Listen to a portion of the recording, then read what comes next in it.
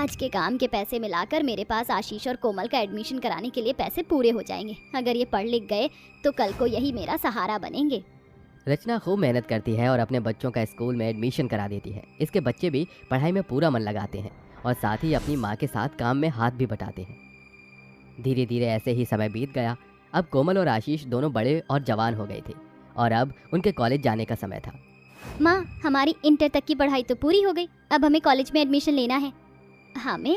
अरे बस बस, तेरे लिए तो इतनी ही पढ़ाई काफ़ी है। तुझे कौन सी नौकरियाँ करनी है? कॉलेज में दाखिला तो मैं सिर्फ आशीष का ही कराऊंगी। पर माँ, परवर कुछ नहीं, तू मेरे साथ घर में ही रहकर काम में हाथ बटाना।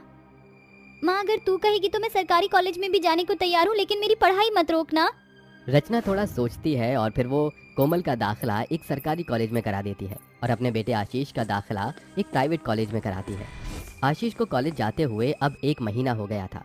एक दिन आशीष सीढ़ियों से तेजी से उतरता हुआ आ रहा था कि उसकी टक्कर रोज से हो गई। Oh sorry, I am so sorry. Ashish Rose को देखने लग जाता है। ये आप क्या कर रहे हो मिस्टर? मुझे इतनी जोर से लग गई है। आउच। अरे मैंने ये सब जानबूझकर नहीं किया। वैसे एक बात पूछूं? व्हाट? तुम देखने से तो कोई विदेशी लगती हो, लेकिन तुम्हें हिंदी आती है? रोज आशीष की बात सुनकर हंसती है। आशीष को उसके चेहरे पर मुस्कुराहट देखकर बहुत अच्छा लगता है और आशीष को रोज से प्यार हो जाता है। यस एब्सोल्युटली, मुझे आती है, बिकॉज मैं इंडिया में 5 साल से रह रही हूँ। Oh okay. You are so funny. Rose वहाँ से चली जाती है। कुछ समय बीत जाता है। रोज भी अब आशीष को पसंद करने लगी थी।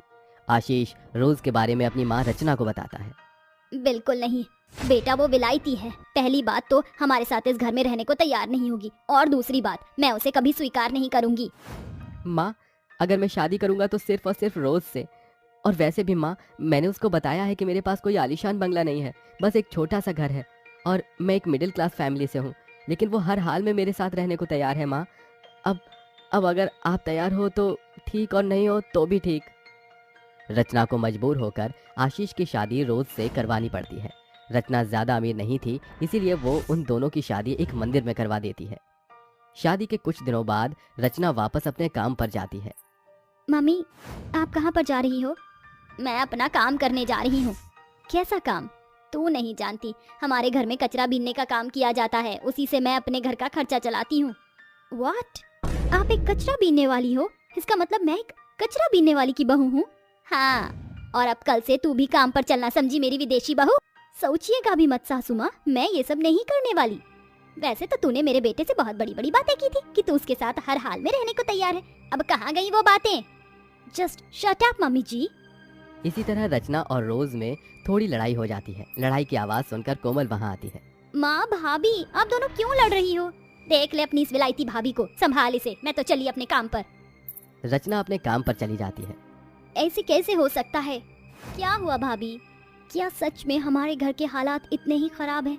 क्या सच में तुम लोग बचपन से कूड़ा कचरा बीन कर ही अपना गुजारा करते हो? Tell me. मैं आपकी बात समझ रही हूँ भाभी, मैं जानती हूँ भैया ने आपको ये नहीं बताया होगा कि हम लोग इस तरह से अपना गुजारा करते हैं। बाबा के इस दुनिया से जाने के बाद से माँ ने यही काम किया और हम भी यही करते हैं। भाभी, कोई काम छोटा या बड़ा नहीं होता। अब से यही आपका ससुराल है, इसलिए अब आप इसे एक्सेप्ट कीजिए। रोज कोमल की बातें बड़ी गौर से सुनती है और उसके बाद वो एक फैसला लेती है। ओके, मैं तुम्हारी बात समझ गई हूँ कोमल, और मैं अपने इस क्रिंजी बिहेवियर के लिए माफ़ी चाहती हूँ। कोई बात नहीं, लेकिन अब जब मैं यहाँ पर आ गई हूँ तो अब मैं मम्मी जी को और ये काम नहीं करने दूंगी। मतलब अगर बच्चे इस उम्र में भी अपने माँ बाप का सहारा ना बन पाए तो क्या फ़ायदा? आपसे मैं जॉब करूँगी। ये आप क्या कह रही हो भाभी? माँ कभी इसके लिए राजी नहीं होंगी। आशीष दरवाजे पर खड़ा सारी बातें सुन रहा था। आशीष अंदर आता है और बोलता है, रोज, सिर्फ तुम नहीं, अब से हम दोनों ही जॉब करेंगे। तुमने बिल्कुल सही कहा कि अगर इस उम्र में भी हम अपने माँ बाप को आराम की जिंदगी न दे पाए तो फिर बेकार है हमारा इस दुनिया में होना।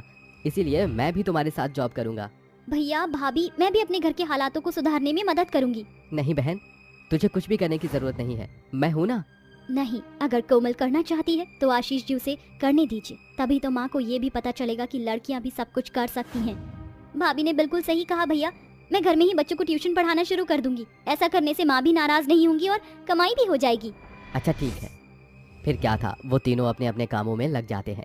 आशीष और रोज एक रेलवे कंपनी में जॉब करना शुरू कर देते हैं और कोमल घर में ही बच्चों को पढ़ाकर पैसा कमाने की शुरुआत करती है। अब उन सभी को अपना अपना काम करते हुए लगभग 1 महीना होने आया था। आशीष और रोज को उनकी पहली तनख्वाह मिली। ये लीजिए मम्मी जी, मेरी पहली कमाई पर पहला हक सिर्फ और सिर्फ आपका है।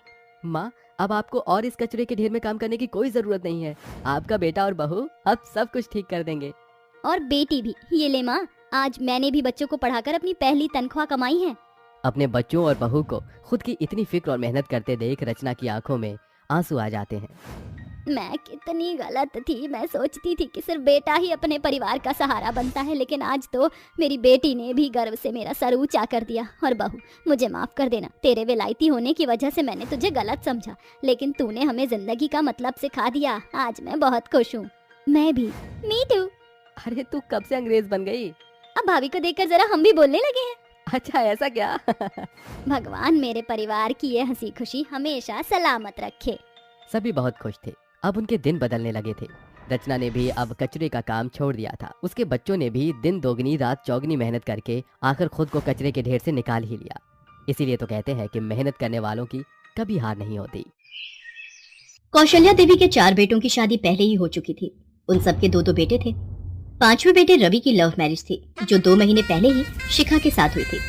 कौशल्या देवी लव मैरिज के सख्त खिलाफ थी, पर चारों बहू बेटों ने समझाया तो वो रवि की शादी के लिए तैयार हो गई। वैसे भी कौशल्या देवी ने पति के देहांत के बाद अपने बच्चों को बड़े लाड प्यार से पाल पोस कर बड़ा किया था, और रवि सब भाइयों में छोटा था, इसलिए सबका लाड प्यार उसे मिला और शिखा घर की बहू बनकर आ गई।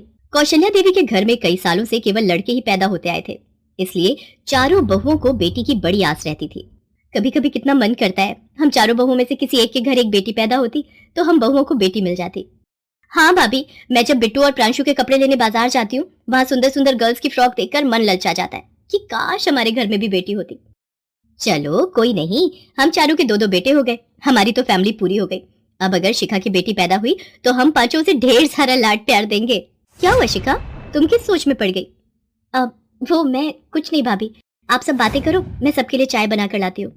शिखा रसोई में जाकर रोने लगती है। तभी रवि भी आ जाता है। शिखा, तुम दोबारा रोने लगी? मैंने तुम्हें कहा ना, सही वक्त आने दो, सब ठीक हो जाएगा। पर रवि, मुझसे ये दुख अब और नहीं सहा जाता। ऐसा क्या दुख था जिसकी वजह सिर्फ रवि और शिखा ही जानते थे? ये तो आने वाला वक्त ही बता सकता था। धीरे धीरे समय बीता और शिखा गर्भवती हुई। शिखा का 7वां महीना चल रहा था। कौशल्या देवी और शिखा की जेठानियां भी छोटी बहू की गोद भराई की रस्म की तैयारियों में लगी हुई थी। अचानक सीढ़ियां उतरते हुए शिखा का पैर फिसल गया और उसे अस्पताल ले जाया गया, पर डॉक्टर बच्चे को नहीं बचा पाए। साथ ही साथ डॉक्टर ने कहा कि शिखा अब दोबारा कभी मां नहीं बन सकती। ये सुनकर सब लोग बहुत दुखी हुए। चारों बहुओं के नसीब में भगवान ने बेटों का सुख लिख दिया, पर छोटी बहू के साथ ये कैसी अनहोनी घट गई प्रभु। अब मेरे रवि को औलाद का सुख कभी नसीब नहीं होगा। कौशल्या देवी की बात शिखा सुन लेती है और वो कमरे में जाकर रवि से कहती है, रवि, औलाद के होते हुए मैं बे-औलाद कैसे रह सकती हूँ? पिंकी मेरी अपनी बेटी है, मेरा अपना खून। प्लीज मुझे उसे अपने पास लाने दो। मैं अब और उसकी पहचान सबसे नहीं छुपा सकती। मेरी बच्ची मेरे बिना रहती है, माँ भी अब उसको नहीं संभाल सकती। मैं कब तक अपनी बच्ची से छुप छुप कर मिलती रहूंगी? तुम जानते हो मेरी किस्मत में अब माँ बनना नहीं लिखा। मैंने सोचा था मैं सही वक्त देखकर सबको सच बता दूंगी और अपनी बेटी को ले आऊंगी, पर मेरे साथ इतना बड़ा हादसा हो गया। मैं एक बच्चा खो चुकी हूँ, पर अब अपनी बच्ची नहीं खो सकती। शिखा भी रवि से ये बात कही रही थी कि उसकी बड़ी जेठानी सब बातें सुन लेती है। तुम्हारी बेटी? ये सब मैं क्या सुन रही हूँ शिखा? ये कैसा राज है? हाँ भाभी, मैंने आप सबसे और माँ से ये राज छुपाया।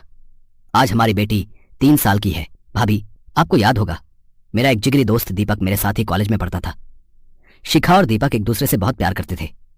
मैं शिखा को पहले से ही पसंद करता था, पर वो मेरे जिगरी दोस्त दीपक को चाहती थी, इसलिए मैंने कभी उससे इस बारे में नहीं कहा।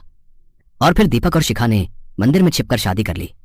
मैं इस बात को जानता था, पर एक दिन दीपक कार एक्सीडेंट में मारा गया। शिखा मेरे पास आई और उसने सारी सच्चाई मुझे बताई। रवि, मैं माँ बनने वाली हूँ। मैं अबॉर्शन भी नहीं करवा सकती क्योंकि मैं और दीपक चाहते थे कि हम इस बच्चे को दुनिया में लाएं। मैं नहीं चाहती कि दीपक की निशानी को मैं मार दूं।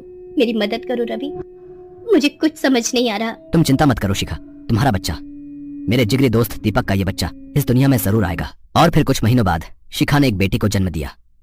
मैंने शिखा को अपनी पत्नी के रूप में स्वीकार किया, क्योंकि मेरे पास कोई और रास्ता नहीं था। मैं सही वक्त आने का इंतजार कर रहा था, पर हमें नहीं पता था कि हमारी किस्मत में इतना बड़ा दुख आ जाएगा कि ये बात हमें इन हालातों में बतानी पड़ेगी। हमारी पिंकी अपनी नानी के घर पर है। भाभी, मैं और शिखा चाहते हैं कि पिंकी इस घर में आ जाए, अपने घर में। तू चिंता मत कर रवि, पिंकी की 1 माँ नहीं बल्कि 5 माँ होंगी। हम अपनी बेटी अपनी लक्ष्मी का स्वागत खूब धूमधाम से करेंगे। सब लोग खुश थे। शिखा की चारों जेठानियां पिंकी को देखकर बहुत खुश थीं।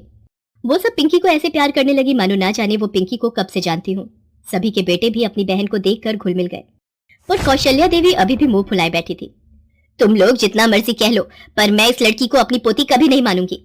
तुम चिंता मत करो शिखा, हम पांचों मिलकर अपनी बेटी पिंकी को बहुत प्यार देंगे। धीरे धीरे समय बीता और पिंकी भी अपने भाइयों के साथ बड़ी हो गई। पिंकी के सभी भाई नौकरी पर लग गए थे। पिंकी घर में अकेली बेटी थी, इसलिए सब उसे बहुत लाड प्यार करते थे। पिंकी एक सफल डॉक्टर बन गई थी।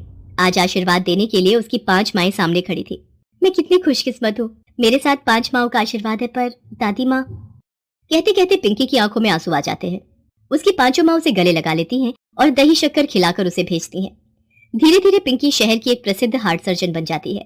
अचानक एक रात कौशल्या देवी के सीने में तेज दर्द हो जाता है और उसे हॉस्पिटल ले जाते हैं। कौशल्या देवी के हार्ट का ऑपरेशन होता है और कुछ दिनों में वो ठीक हो जाती हैं। सभी बहुएं अपनी सास के पास बैठी थी। मेहमान देखने आ जा रहे थे। कौशल्या देवी के बेटे और पोते भी वही थे। तभी वो बोली, मेरे परिवार में एक अधूरापन है। मेरी पोती कहाँ है? बाकी सब दिखाई दे रहे हैं, पर मेरी पोती, मेरी पिंकी कहाँ है? पिंकी, बेटा मेरे पास आ। अपनी सास को पिंकी को पुकारते देख 5 बहुएं रो पड़ती हैं। सबकी आंखों में खुशी के आंसू आ जाते हैं। पिंकी कमरे में आती है और अपनी दादी माँ के गले लग जाती है। दादी माँ, अब कैसी तबीयत है? मेरी पोती डॉक्टर है।